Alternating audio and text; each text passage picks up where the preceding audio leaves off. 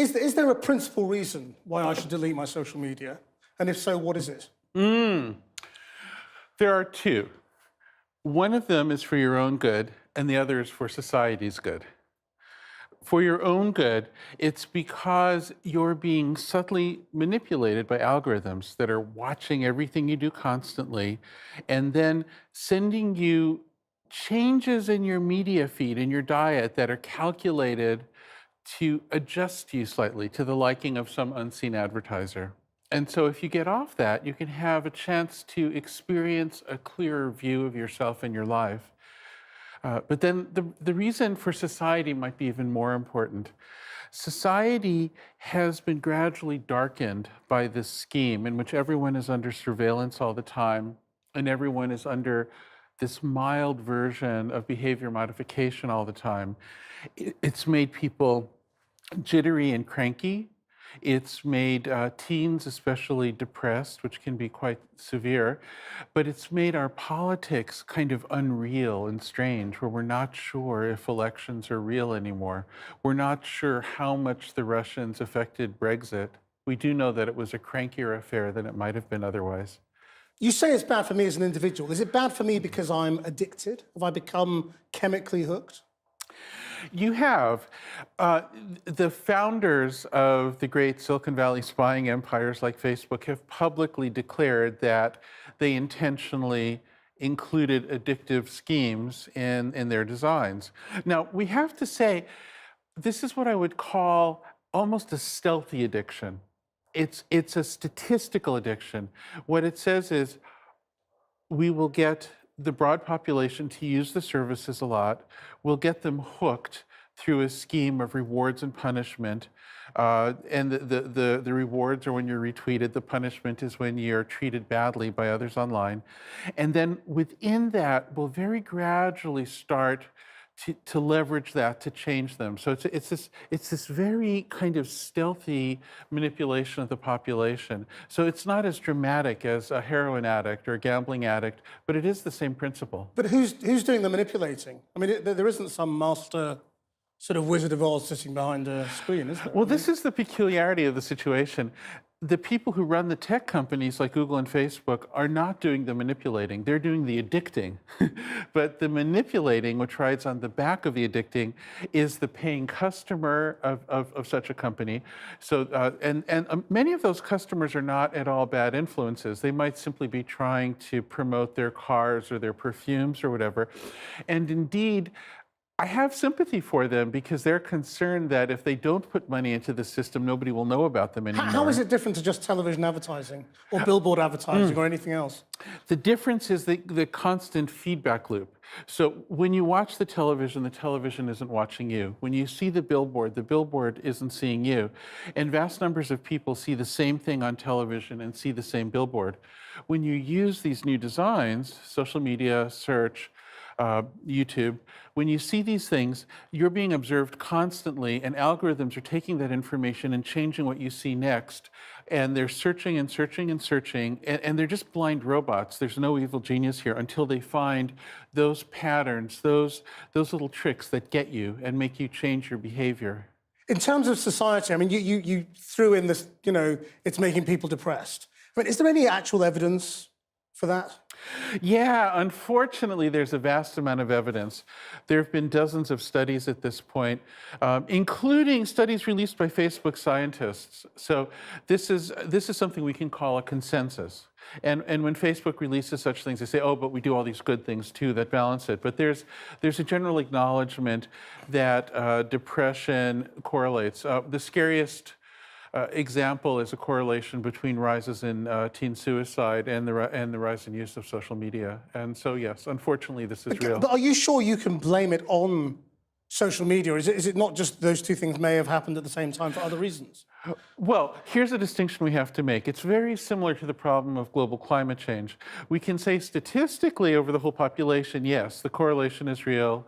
And any particular person, of course, we can't. Just as we can't blame any particular storm on global warming. But it's causality, isn't it? Yeah. I mean, it is causality, and this is something that's very well demonstrated. When the company's own scientists are publishing on this topic and come to the same agreement, I think it's time to say this is real.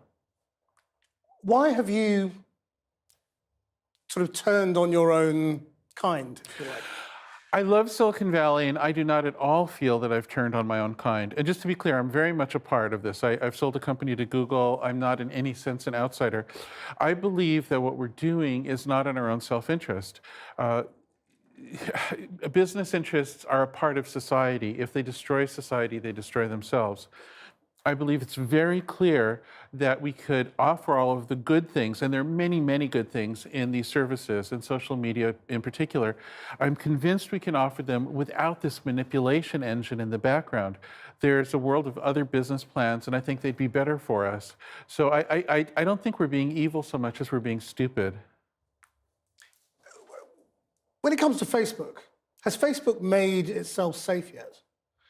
In terms of data harvesting and scraping and all of that? Well, Facebook's fundamental design is one that is, the business model is to addict you and then offer a channel to you to third parties to take advantage of that to change you in some way without you realizing it's happening. I mean, that's what it does. So I don't think any amount of tweaking can fully heal it. I think it needs a different business plan. I mean, it's very hard to throw a barrage of rules at somebody who's following certain incentives and then expect them to really make a difference. So when Mark Zuckerberg says he's taking action and, you know, he regrets what's happened and all the rest of it, you're saying he can't make his own product a safe and desirable product? I believe that as long as his business incentives are contrary to the interests of the people who use it, who are different from the customers, then no matter how sincere he is, and I believe he's sincere, and no matter how clever he is, he can't undo that problem. He has to go back to the basics and change the nature of the business plan. And if he doesn't agree with that and says we're just going to carry on, how important is security of that data and the inability to repeat what has happened with Cambridge Analytica and all that kind of sort of data harvesting that went on? I don't believe that what happened with Cambridge Analytica is the worst of it. The whole system is designed for this. Like, let's suppose that Facebook reforms itself so that the next Cambridge Analytica can't get access to that data. They can still get access to the same results because the service Facebook offers is exactly what Cambridge Analytica... Themselves. Yeah, I mean, this is, you know, there are bad actors are able to use Facebook in ways that Facebook can't understand because the way the service is designed is fundamentally to be manipulative. So I think the data protection idea is a sincere and good idea, but it's certainly not adequate. It doesn't address the core problem, which is the manipulation engine. And as long as that is there, a bad actor can find a way to utilize it. So to me, this concern about data protection, while laudable, doesn't address the core problem. Do you think they're all as bad as each other? I mean, you know, why is something like YouTube, which is basically just a way of watching video, bad for you? YouTube is not necessarily bad for you. Remember, this is a statistical distribution. So for some percentage of people, it'll have an effect of making them crankier around election time and feeling needier around the time they might be making a purchase and so forth. And the way it works is that all the data Google can get on you, much of which comes from just your email or whatever else it might be, is fed into an engine that compares you with other people who share some similar traits. And YouTube's ordering of videos that are presented to you is designed to, on the one hand, maximize your engagement so you won't stop watching, but that's achieved not just by observing you, but by a multitude of people who are similar to you. And then when you do get an ad, it's contextualized in a way that has been shown to be effective, not only for you, but for this whole population. So it's this giant statistical thing. And it's bad for you because it leeches your free will, it makes you cranky, it makes the world a little darker because you're not perceiving reality clearly anymore. It's being manipulated. It's being tricked in a way, and the people who are paying or maybe not paying, just using the system to, in a clever way to get at you, are not necessarily pleasant people. They're sort of the worst actors in some cases. But don't some users think, look, I can handle advertising. You know, I know what I'm doing here. I'm getting a free service. And, you know, they think they're manipulating me, but I know what I'm doing. The problem is that behaviorist techniques are often invisible to the person who's being manipulated. And this has a long history. This has been done for a long time. It used to be that the only way to be subjected to continuous observation and modification was to either be in an experiment. You could be in the basement of a psychology building and have students tweaking you for their projects, or you could join a cult, or you could be in an abusive relationship. I mean, this has been done before, and often the people who are in these situations do not realize it's happening to them. In fact, the whole point is that it's sneaky. It's a mechanical approach to manipulating people, and because it's so algorithmic, it doesn't involve direct communication, and people don't get the cues to understand what's happening with them. Why do you think social media has had the effect on politics that it has? You know, is it because of the way people respond to things on social media?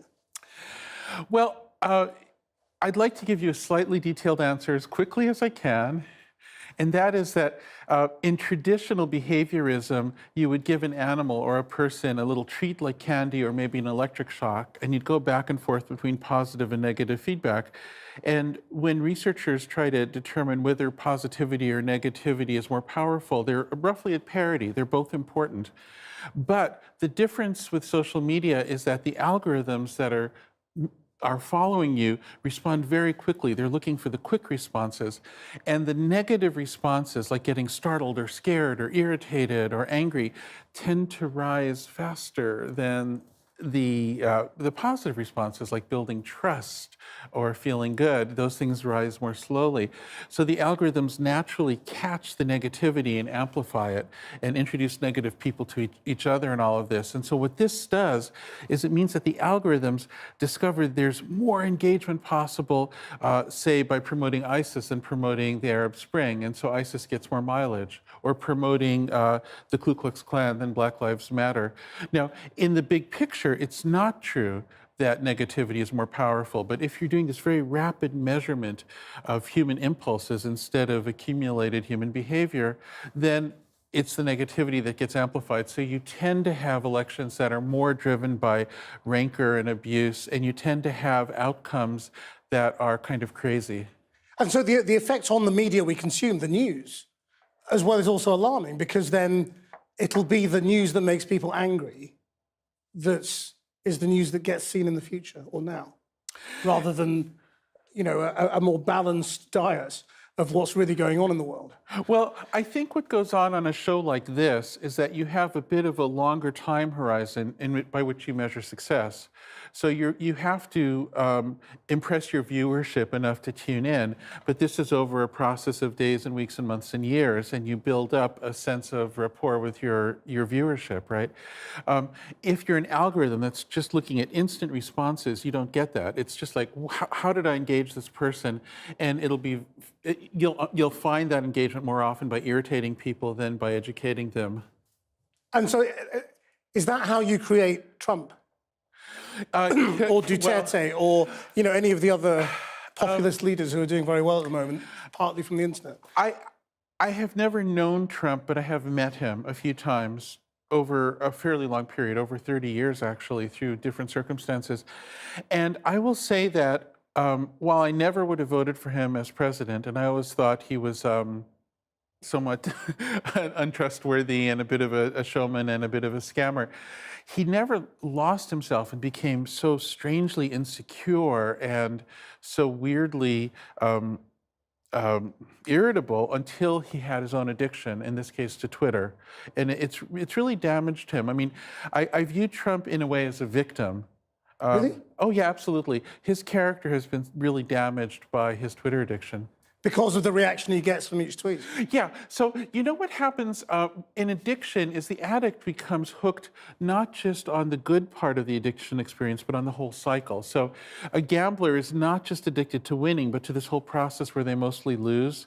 And in the same way, the Twitter addict or the social media addict becomes addicted to this engagement, which is often unpleasant, where they're engaged in these, really abusive exchanges with other human beings. And only once in a while is that, you can watch Trump, like every once in a while there will be this tweet where somebody likes him, and that's when he gets his little, we call it in the trade the dopamine hit. That's what it's called in Facebook, for instance. He gets this little dopamine hit, and then he dives in for more negativity and things, then he gets it again. And you can see the addiction playing out. And do you think it's possible to create a do-gooding social network? Yes, I'm absolutely positive. And the way to do it is to have a different business model where instead of, so right now, we've created this bizarre society that's unprecedented where if any two people wish to communicate over the internet, the only way that can happen, the only way it's financed is through a third party who believes that those two can be manipulated in a sneaky way. It's an insane way to structure civilization. So we can keep all the good stuff, and there is good stuff on social media, of course. We can keep all that and just throw away the manipulation business model and substitute in a different business model. And there are many alternatives that would be better. They just have to be honest. It could be a paid service like a Netflix where you're paying for it. You're the genuine customer. It has to keep your interest. It could be like a public library. It could become a public thing that isn't commercial at all. That's an option. But what we did in Silicon Valley is we wanted it both ways. We wanted everything open and free, but we wanted hero entrepreneurs and hackers. And so the only way to get that was this advertising thing that gradually turned into the manipulation engine as the computers got faster. And this weird business plan, once you can see that there are alternatives, you realize how strange it is and how unsustainable it is. This is the thing we must get rid of.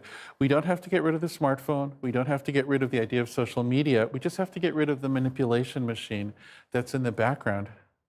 Just one last thing as well that is also obsessing parents at the moment. Screen time itself, do you think that is a bad thing? Or is it just what's on the screen? To be frank with you, I struggle with this question because I have an 11-year-old. And so I tend to think that manipulation time, when the kids are being observed by algorithms and tweaked by them, is vastly worse than just screen time by itself. So, do you include video games in the social media, the things that are manipulating them? Because they are similarly addictive, aren't they? They're addictive, but not manipulative, typically. Now, I'm not sure how evil we've become lately, because there might be some video games that are using behavior mod techniques for pay. That's conceivable. I can see how that could happen. If you're thinking about it out there, don't do it, okay? Find something better to do. But the mainstream video games are not doing that. They are addictive. So there are plenty of things that are addictive that aren't leveraging that for manipulation. So these are two different stages. What do you think of Fortnite? I have not played it. You haven't played it? Because Fortnite is exactly that. It's getting people to pay for things within the game. No, but see, the thing is, getting them to pay is still not manipulating them for a third party. That's getting them to buy stuff. I mean, Amazon does that to get you to buy stuff. All kinds of people do that. That might be annoying. You might object to it, especially if you feel your kids are wasting money. You might object to it. You might feel it's not an ideal example of human behavior and character, and maybe there could be a better business, whatever. But it's not directly manipulating you, say, to influence an election. It's not trying to change your behavior out in the larger world. And that's the thing that's really tragic about designs like Facebook and Google. They are succeeding at doing that. But your advice tonight to everyone watching this is delete all your accounts. I would like to make two very quick pitches on that account. One, if you're a young person and you've only lived with social media, your first duty is to yourself. You have to know yourself. You should experience travel. You should experience challenge to yourself. You need to know yourself, and you can't know yourself without perspective. So at least give it 6 months without social media and really quit them. Don't quit Facebook but keep another Facebook thing like WhatsApp, because then it'll still be spying and manipulating. Get rid of the whole thing for 6 months and know yourself, and then you can decide. I can't tell you what's right. You have to decide, but you can't until you know yourself. And then for the rest of society, I'd say, as long as we can have some small percentage of people who are off it, then the society can have voices to give perspective. If everybody's universally part of this thing, we cannot have perspective. We cannot have a real conversation. And it's too lonely right now. We need more people who are just outside of that loop, who are thinking without the manipulation. And I think we'll find it extraordinarily valuable to have them. Are you just a New Age hippie? I mean, have you just been through the mill and kind of worked out, I want to check out of all this, and let's just stop? Do I seem New Age to you? I don't know. I mean, Here's what I'll tell you. The bind you've put me in is that I'd be happy to trash the New Age and demonstrate that I'm not part of that manner of thinking. I'm certainly not. I hope I've come across as a non-utopian. But the problem is, many of my friends in California are quite New Age, so I want to be kind to them.